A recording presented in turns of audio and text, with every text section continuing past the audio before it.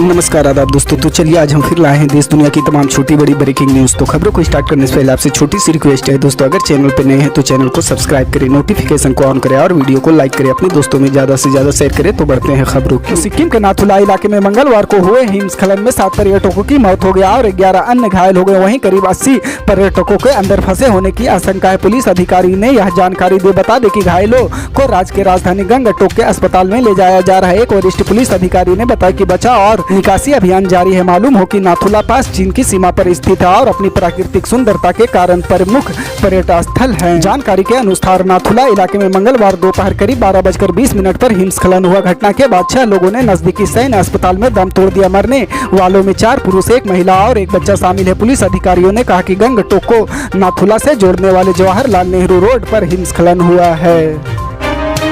पश्चिम बंगाल के खेजूरी में रैली करते हुए राज्य के मुख्यमंत्री ममता बनर्जी ने विपक्षी दलों पर निशाना साधा। ममता बनर्जी ने कहा कि वाम और राम हमारे खिलाफ हाथ मिलाया है। ममता बनर्जी ने निशाना साधते हुए कहा कि विपक्षी नेताओं की ओर से दूसरी जगह जाकर हिंसा करने के संकेत मिल रहे थे। यह किस प्रकार का धर्म है? ये लोग हिंदू धर्म को दूषित कर रही है। मेरा मानना है कि वे ना तो हिंदू है और न ही मुसलमान जो हथियार और बंदूक लेकर चलते हैं और इंसानों को मारते हैं और घरों में आग लगाते हुए, ना हिंदू और न ही मुसलमान, ये सिर्फ बीजेपी के गुंडे हैं। राज्य के सीएम ममता बनर्जी ने कहा कि बंगाल में अन्य धार्मिक हिंदू त्योहार भी होते हैं लेकिन कभी गुंडागर्दी नहीं हुई। राम के नाम पर हिंदुओं को नीचा दिखाने की कोशिश की जा रही है। उन्होंने कहा कि मैं भी हिंदू हूँ लेकिन स्वामी विवेकानंद जैसी हिंदू हूँ, राम कृष्ण जैसी हिंदू हूँ, दुर्गा पूजा करने वाली हिंदू हूँ, सांप्रदायिक सौहार्द बनाए रखने वाली हिंदू हूँ।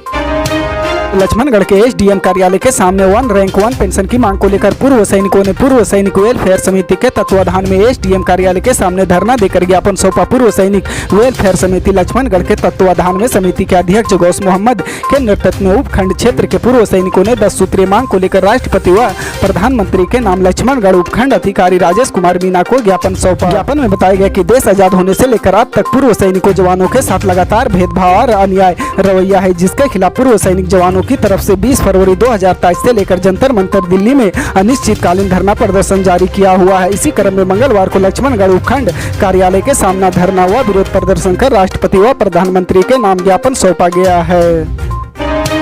उत्तर प्रदेश में जेल में बंद माफिया को लेकर शिकंजा कसने के मामले में लापरवाही बरतने को लेकर जेल अधीक्षकों पर गाज गिरी है। यूपी के बरेली, नैनी और बांदा के वरिष्ठ जेल अधीक्षक को सस्पेंड कर दिया गया है। इन जेलों के सुप्रीडेंट पर एक्शन इसलिए हुआ है क्योंकि उन्होंने अशरफ अहमद अतीक के बेटे अली अहमद और मुख्तार अंसारी पर शिकंजा कसने में लापरवाही बरती थी। बता दें कि बरेली जेल में बंद अशरफ, नैनी जेल में बंद अतीक अहमद के बेटे अली और बांदा जेल में बंद मुख्तार अंसारी पर शिकंजा कसने के मामले में लापरवाही बरतने पर इन तीनों वरिष्ठ जेल अधीक्षकों पर एक्शन हुआ है। बरेली जेल के अधीक्षक राजीव शुक्ला ने नैनी वरिष्ठ जेल के अधीक्षक शशिकांत सिंह और बांदा के अविनाश गौतम सस्पेंड किए गए हैं।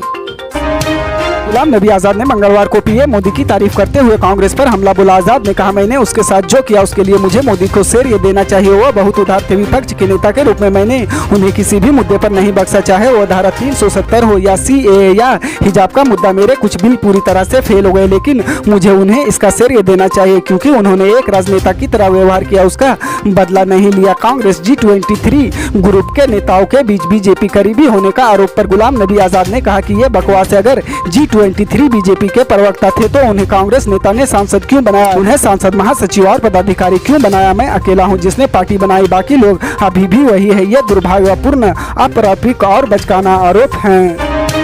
भूटान के नरेश जिग्मे खेसरनाग में यांगचुंग 3 दिनों की भारत यात्रा पर। दोनों देशों की द्विपक्षीय वार्ता से पहले मंगलवार को उन्होंने प्रधानमंत्री नरेंद्र मोदी से मुलाकात की। भारत और चीन के बीच वास्तविक नियंत्रण रेखा पर तनाव के बीच भूटान नरेश की भारत यात्रा महत्वपूर्ण मानी जा रही है। भूटान की सीमा भारत और चीन दोनों से मिलती है और चीन के साथ उसका भी सीमा विवाद चल रहा है। दोनों नेताओं के बीच इस मुलाकात को द्विपक्षीय संबंधों में प्रगति के तौर पर देखा जा रहा है।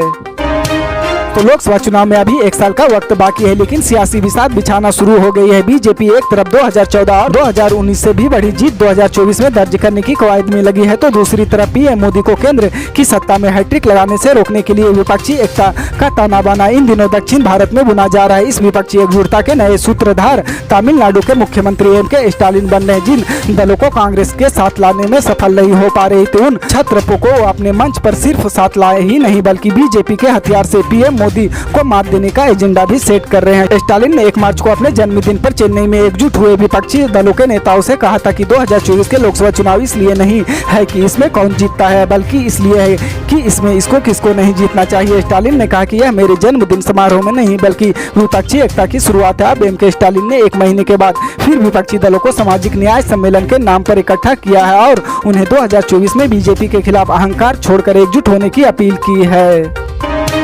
एआईएम के प्रमुख असदुद्दीन ओवैसी ने बिहार और बंगाल में हुई हिंसा को लेकर राज्य सरकार पर निशाना साधा। उन्होंने कहा कि हिंसा के लिए राज्य सरकारें जिम्मेदार है। उन्होंने बिहार हिंसा को लेकर सीएम नीतीश कुमार पर जमकर हमला बोला। ओवैसी ने कहा कि नीतीश कुमार और तेजस्वी यादव जानते थे कि यह संवेदनशील इलाका है, फिर भी उन्होंने ऐसा कोई भी सख्त कदम क्यों नहीं उठाया जिससे हिंसा न हो। ओवैसी ने कहा कि इसके लिए राज्य सरकार जिम्मेदार है। उन्होंने कहा कि नीतीश कुमार को हिंसा को लेकर कोई भी पछतावा नहीं है, क्योंकि वह इस सब के बावजूद कल एक इफ्तार पार्टी में गए थे। इस मामले में जेडीयू का रिएक्शन भी सामने आया है। जेडीयू नेता नीरज कुमार ने कहा कि सबको मालूम है कि ओवैसी बीजेपी की बी टीम है, उनके आका अमित शाह है। ओवैसी ने कहा कि राज्य की जिम्मेदारी है, राज्य सरकार की होती है, जो लोग जुलूस निकालते हैं उनके जिम्मेदार आयोजक होते हैं। उन्होंने तेजस्वी यादव पर निशाना साधते हुए कहा कि हिंसा को लेकर सिर्फ एक ट्वीट देना ही काफी नहीं है, सवाल यह है कि आपने अभी तक जिम्मेदार पुलिस अधिकारियों के खिलाफ कोई कार्रवाई क्यों नहीं की है। साथ ही कहा कि पीड़ितों के लिए मुआवजे की घोषणा करें।